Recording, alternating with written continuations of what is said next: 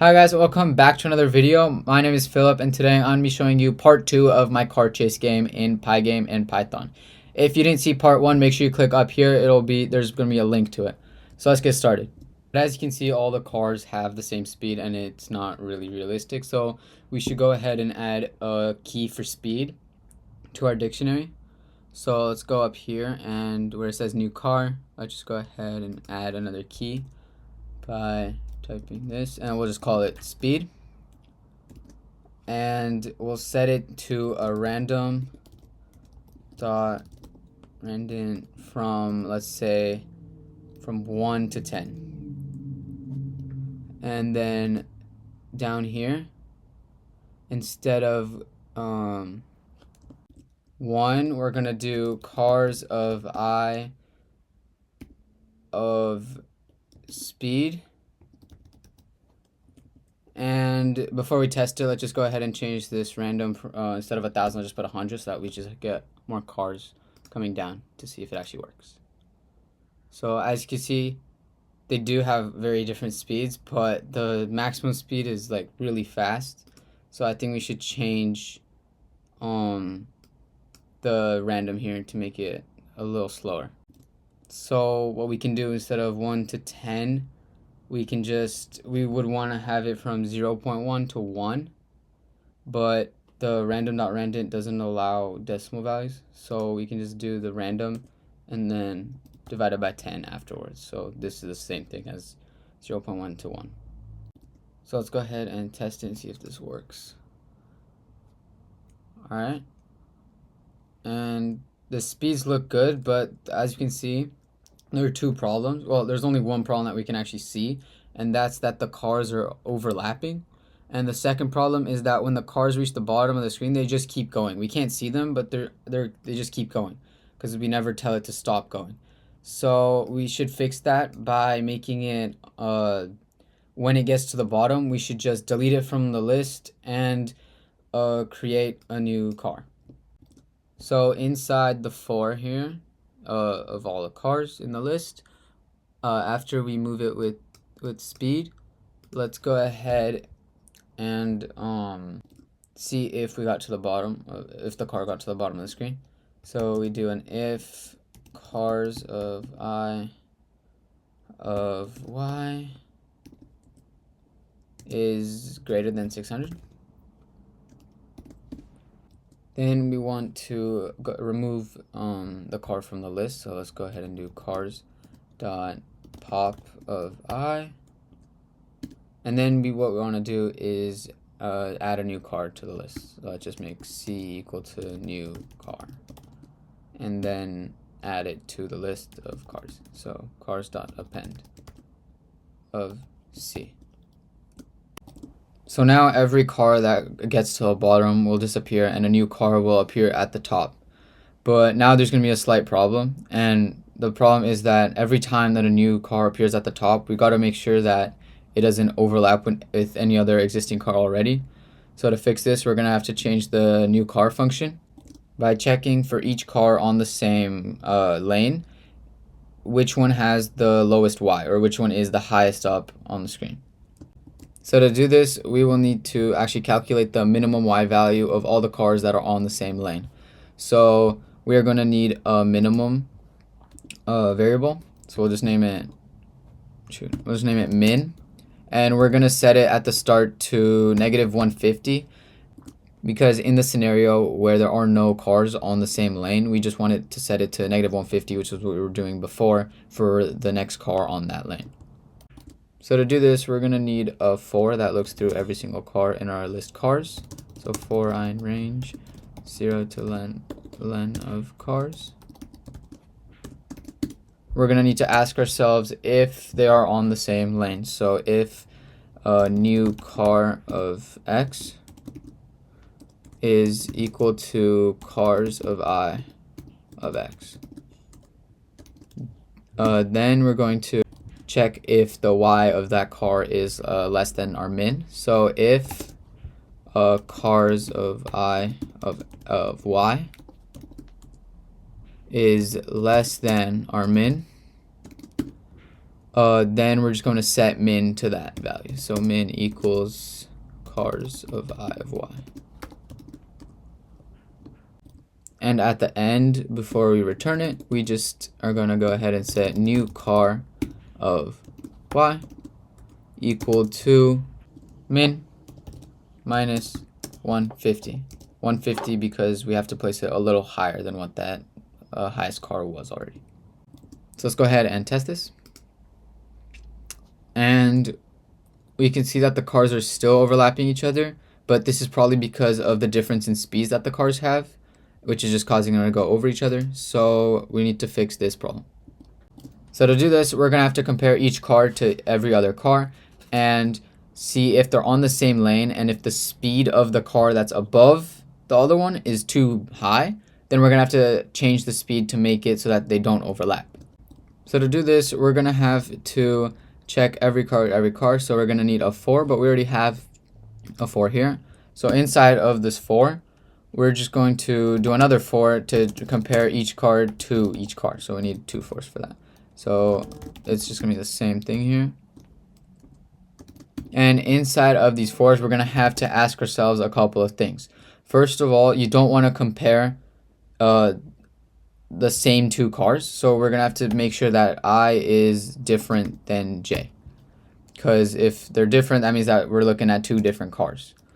We're also going to have to check if they're on the same lane. So this just means that the x's are the same. So cars of I of x is equal to cars of j of x.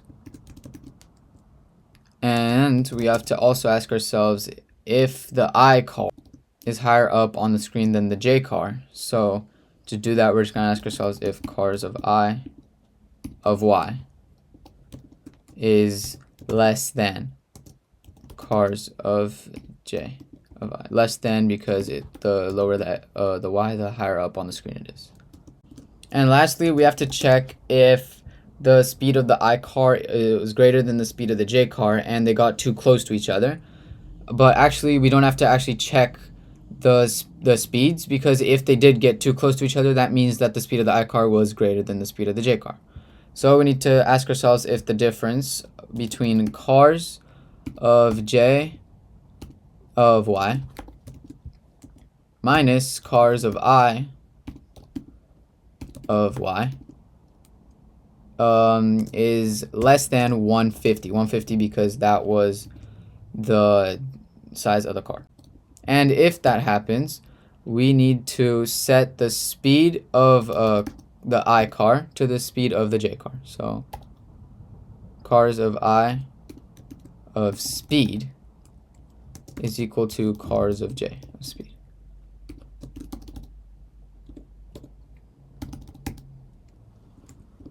So let's go ahead and test this.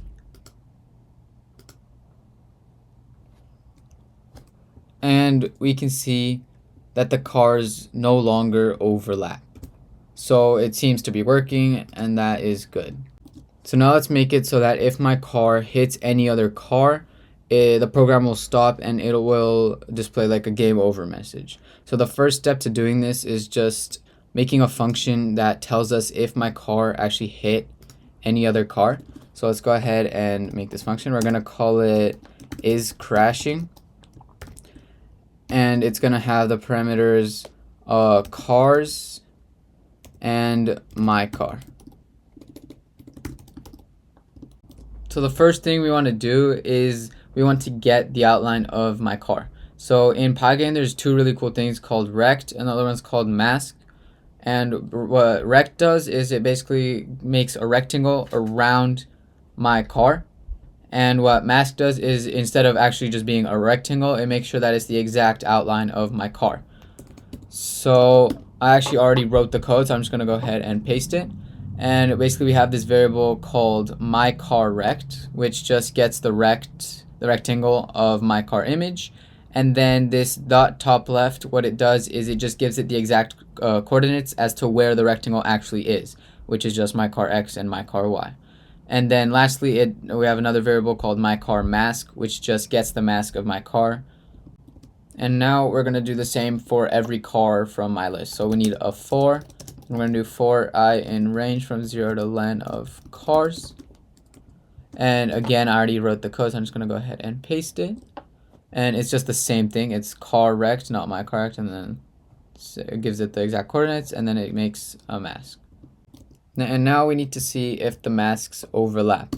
So to do this, we need to calculate an offset, which I'm just going to go ahead and paste. And basically what the offset is just the differences in x's and then the differences in y's. So now we're going to ask ourselves if if my car mask dot overlap with the parameters of car mask. So if it overlaps with my car mask, and offset. Then what we're going to do, we're just going to return true, because this means that they did overlap and my car did crash with another car. And after the for, if it got here, that means that it didn't actually overlap, so it didn't actually crash, so we're just going to return false. And now inside of the game loop, we want to ask ourselves if this function is ever true, so if we did actually crash. So down here, we're going to have to ask ourselves if is crashing is true, but as the parameters, we need to put in cars, and this function actually takes in a dict called myCars that we never actually made. So before this, let's just go ahead and make it. So we're going to call it myCar dict, which is just dictionary, and we're going to put inside it the x, which is going to be equal to x, which is going to be equal to my car x. And we're also going to put y, which is going to be equal to 425. And we're going to put image, which is going to be equal to my car image. So now we can go ahead and put this in as a parameter. So we're going to go ahead and put my car dict. And if this is true, we are actually going to show the text. So I actually already wrote the code, so I'm just going to go ahead and paste it. And what all this code does is it sets this variable called myFont to the font called Times New Roman, and it sets it to font size 100. We have this variable called text surface, which just gets the area of where you're going to render the text, which is you crashed. This true right here is for the anti-alias, which basically just blends the code, the